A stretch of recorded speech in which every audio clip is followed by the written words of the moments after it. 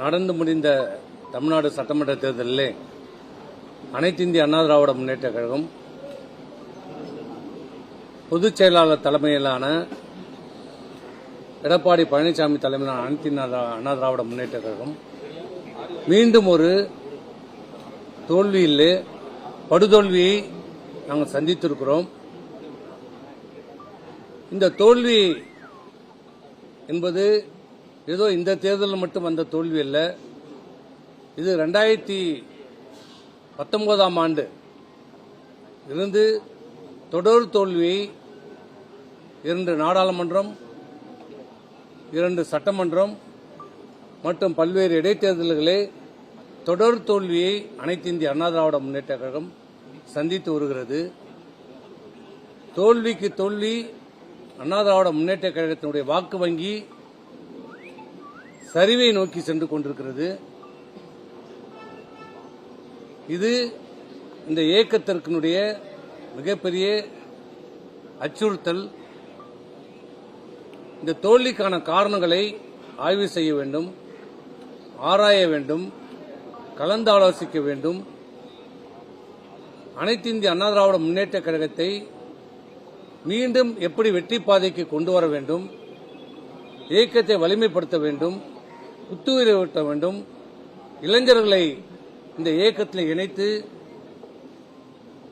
ஒரு வளர்ச்சி பாதையிலே கொண்டு செல்ல வேண்டும் என்று காரணத்திற்காக நாங்கள் எல்லாம் இந்த தோல்விக்கு பிறகு கோரிக்கை வைத்தோம். இதை பற்றி கலந்தாலோசிக்க வேண்டும் என்று சொன்னோம். கடந்த 2024 நடைபெற்ற நாடாளுமன்ற தேர்தல், அந்த தேர்தல் தோல்விக்கு பிறகும் நாங்கள் சொன்னோம், நாங்கள் சந்தித்து பேசினோம். நாங்கள் ஒரு 6 பேர் சந்தித்து அவர் வீட்டில் பேசினோம், தனியாக சொன்னோம். இனியும் இந்த நிலை தொடர்ந்தால் நாம் எதிர்காலத்தில் வெற்றி பெற முடியாது.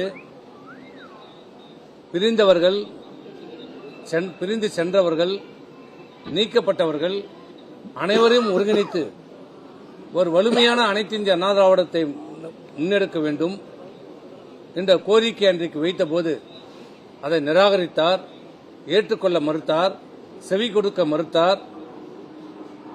அது மட்டுமல்ல, அன்றைக்கும் சொன்னோம் இதை நாம் விவாதிக்க வேண்டும் என்று சொன்னோம். அதை மறுத்துவிட்டு அன்றைக்கு தலைமை கழகத்திலே ஒவ்வொரு மாவட்ட கழகமாக கூட்டி அன்றைக்கு அதை திசை திருப்பினார். தோல்விக்கான காரணத்தை ஆய்வு செய்யப்படவில்லை. அந்த மாவட்ட செயலாளர் கூட்டத்திலே ஆய்வு செய்யப்படவில்லை. அன்றைக்கு உண்மையான ஒரு ஆய்வுக் கூட்டம் நடைபெற்றிருந்தால் இந்த இயக்கத்தில் என்ன நடைபெற்றுக் கொண்டிருக்கிறது என்ற உண்மை நிர்வாகிகளுக்கு தெரிஞ்சிருக்கும். ஏன்னா அது அவருக்கு தெரியும். ஆனால் அதை செய்ய தவறிவிட்டார்.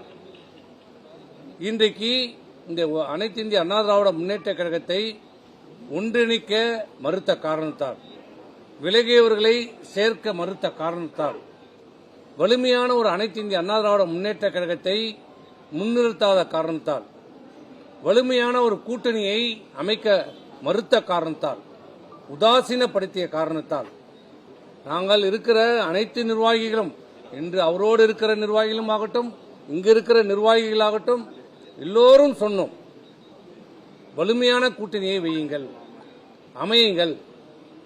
இன்றைக்கு நமக்கு தேவை தமிழக வெற்றி கூட்டணியோடு கூட்டணி வையுங்கள் என்று அத்தனை பேரும் சொன்னோம். தமிழக வெற்றி கழகத்தின் சார்பாகவும் கூட்டணி வைப்பதற்கு நம்மோடு பேச்சு நடத்தினார்கள். இன்று அவர் இல்லை என்று மறுக்கலாம். ஆனால் உண்மை அதுதான், நிதர்சனமான உண்மை அதுதான்.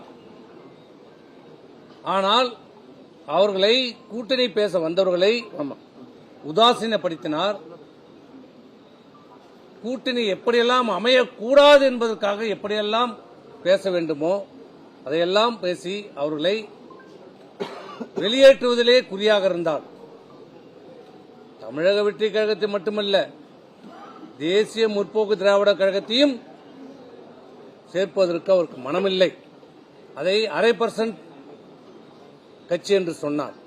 இப்படி சொன்னால் எந்த கட்சி ஏற்றுக்கொள்ளும், தாங்கிக் கொள்வார்கள்?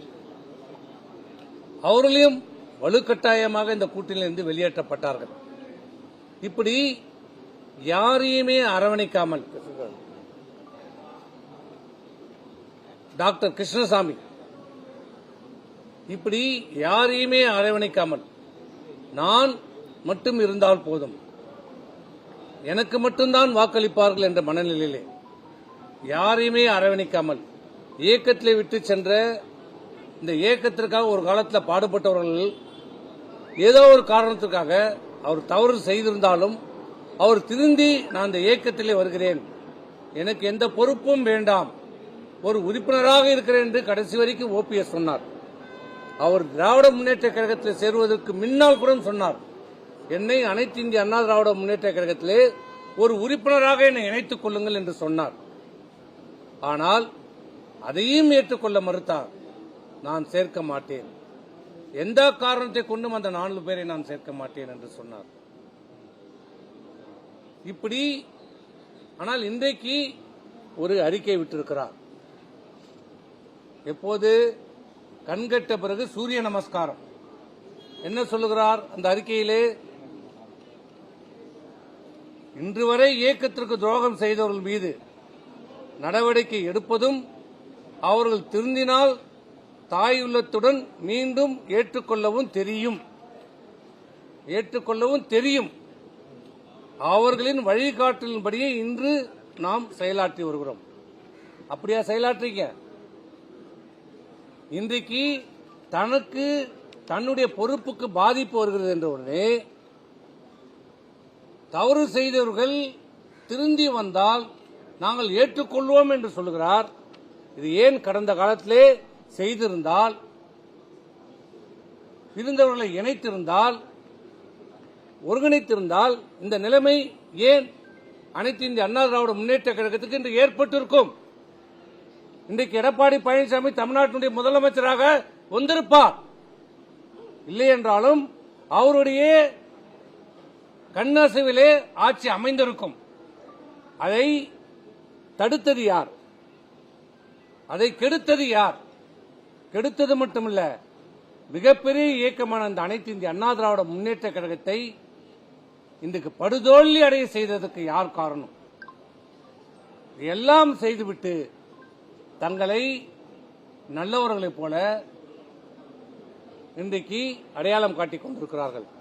நாங்கள் ஏதோ துரோகம் செய்து விட்டதாகவும், நாங்கள் ஏதோ இந்த இயக்கத்தை பிளவுபடுத்துவதாகவும் இன்றைக்கு செய்திகள் செல்கிறார்.